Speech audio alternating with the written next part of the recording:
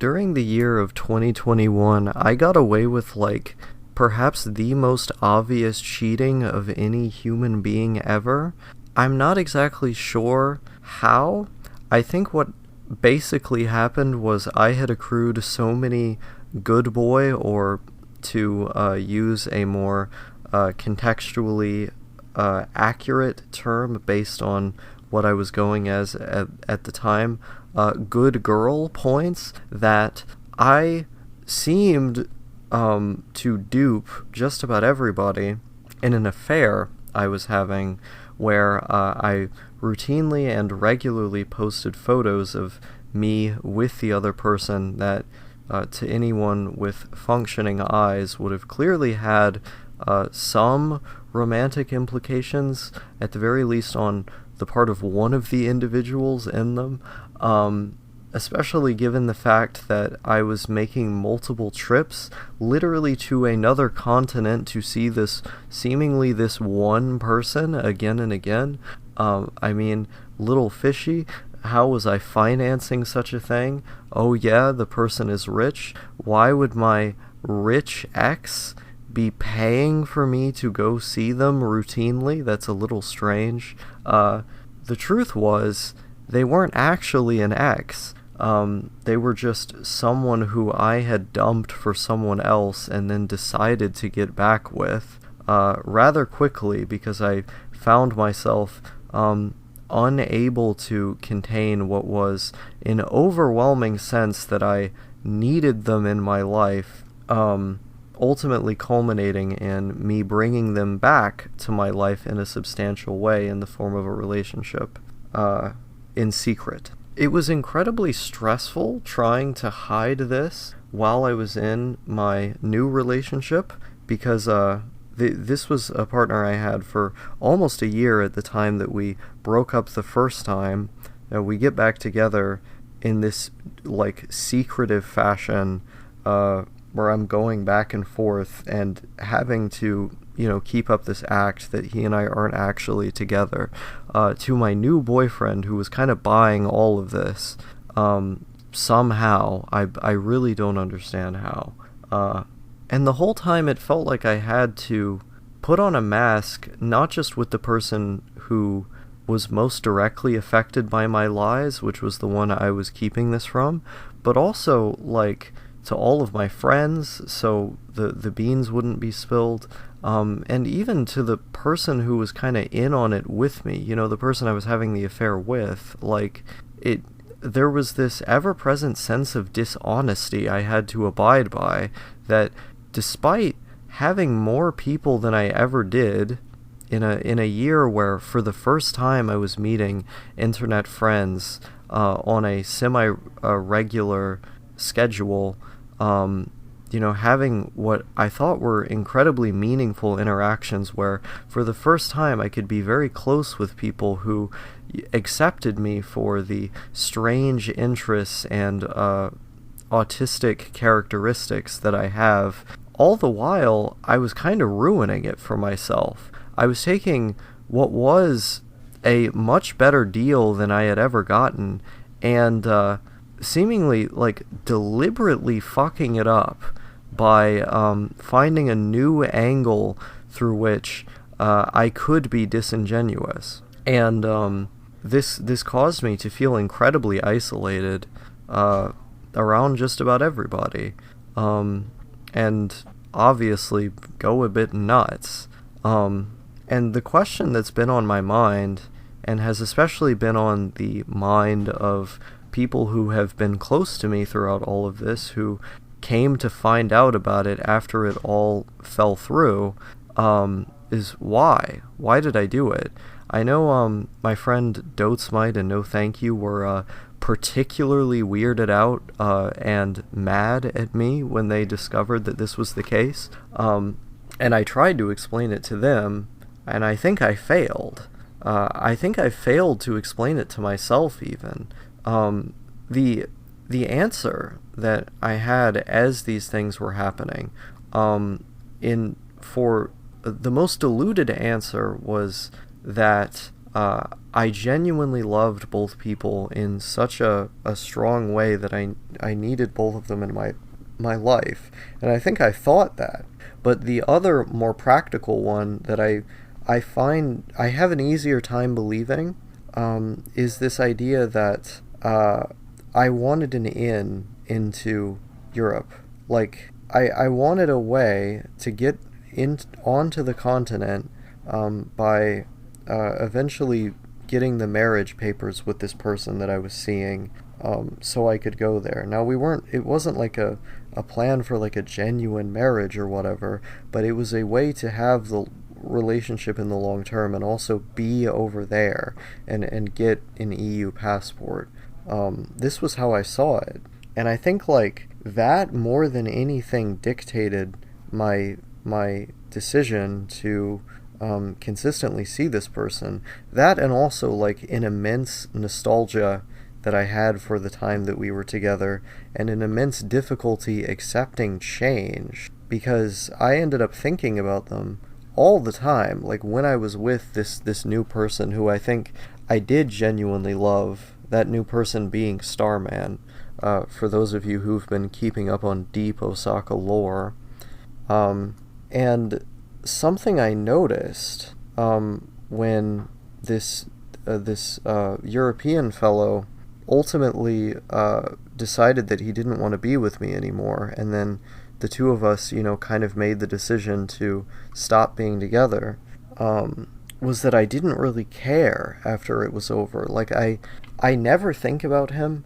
I didn't really think about him after the relationship had been terminated, after he excommunicated me from his life.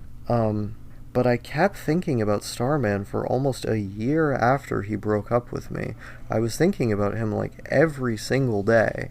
And I think like part of why was because like obviously losing my virginity was something significantly impactful, but also he was just a more interesting and good person. Like, I connected with him on a much more individual level.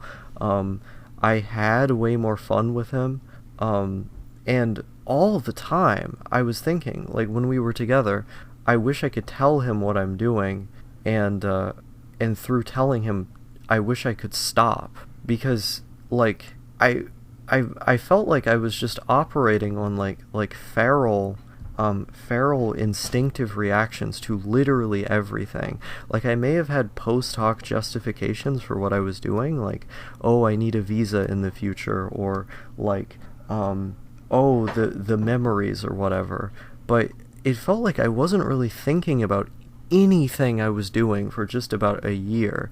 Like, I was doing the most stupid shit I could have possibly done. There's this great bit from Zizek where he's talking about this Charlie Chaplin film, and he's talking about the concept of romance, where he's like, the paradoxical thing about having a mistress and a wife, and being unable to choose from either one, is that you end up losing both of them. And this was something, like, I watched this clip like years ago, and it was something that kept popping up in my head. Like, is what I'm doing just going to lead to me losing both of them because I can't entirely commit to either? And I think that is ultimately what happened. Either because I was acting out due to the stressful nature of the acting I had to do, the situation that put me in, or because I couldn't properly distribute my emotional capacity across two people, causing me to be kind of mediocre to both of them. And there was one that I clearly wanted way more. Like, there was one that was clearly much better than the other. And by the time I had kind of realized this before all of it fell apart, I felt like I couldn't do anything. Because if I were to do something, I thought that would lead to him being gone. So I thought I had to just keep up with the status quo somehow. But that was something that was going to be, like, unmaintainable. Another persistent thought I had throughout all of this was like, and this was a persistent thought that I had been having, like, not very long after I got on HRT, is like, I don't think I'm really trans. Like, I don't really think I'm a real woman. I thought that was some kind of internalized transphobia. But there were consistently things that I felt pressured to perform in order to like properly fit this gender role that made me uncomfortable, that I didn't like, having attributed to me, that I didn't like having to feel like must be congealed into my broader identity and thereby my behaviors. And having realized that rather quickly into the whole process, I felt like I couldn't do anything about it.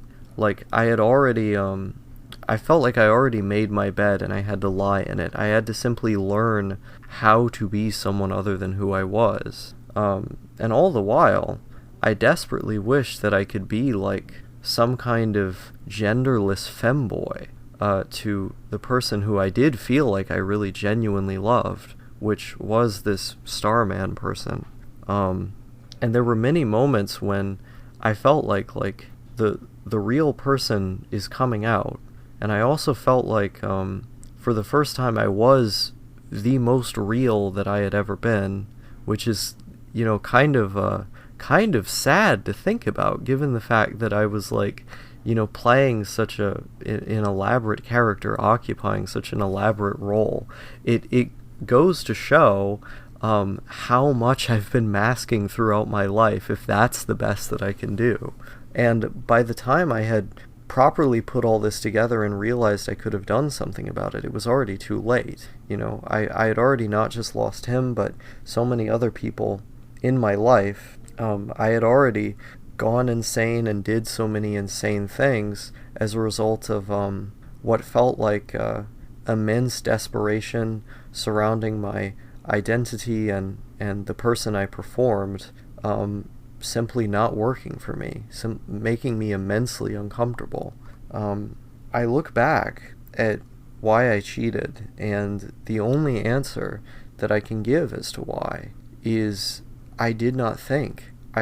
Or the few times that I did, I thought in a way that was very contradictory, because I was trying to make things consistent that did not fit together. Like, I was doing mental gymnastics, basically. Like, the only times I would think would be to do these like insane post hoc justifications of like instinctive, like, feral behavior that I made no fucking sense, that I was doing because I was trying to be someone who I was performing, someone who is incompatible with myself, like someone who I am not, which is this this woman I was trying to be, this, you know, this woman who was not doing a lot of the things that I was doing. And it turned out that I was neither a woman nor nor someone who had nothing to hide. I was hiding things on multiple levels. And when you're trying to believe that you are that thing that is so diametrically opposed to reality, that so does not conform to reality, the only result is going to be complete and utter chaos, which goes to show being someone you're not, and trying to believe that you're someone you're not, trying to perform someone you're not, actively lying and then covering up more and more lies in the process of that, both to and for yourself and obviously for everyone around you, is only, like, you're just gonna go and fucking insane. And I cheated because I was fucking insane at the time. There was a time when I was still longing for that individual named, and, you know, the person I made that video, Here's Looking at You Kid, about. Like, that person, I longed for a do-over, where I could have just been who I authentically am, the person who I am performing now, or rather don't have to perform to be, because that's who I am. I wished I could have presented that and then tried and maybe failed, who knows, probably failed at getting together with them, because at least that would have been honest. At least that would have been true. But that's not what I did. And I can thankfully say that I'm past the point where I feel those kinds, or really any regrets, where I wish that I could go back to that kind of naive teenage relationship that I was in. I'm happy being single now, and I'm happy with the general state of affairs as it is. But I ended up wishing that I could have had that do-over, because the person I lost in efforts to be all of these things that I wasn't, in efforts to maintain a relationship with this other person that I would also inevitably lose in the process, happened to be the one that made the largest impact, that made any impact. And it went to show who and what I really wanted the whole time at the end of it all.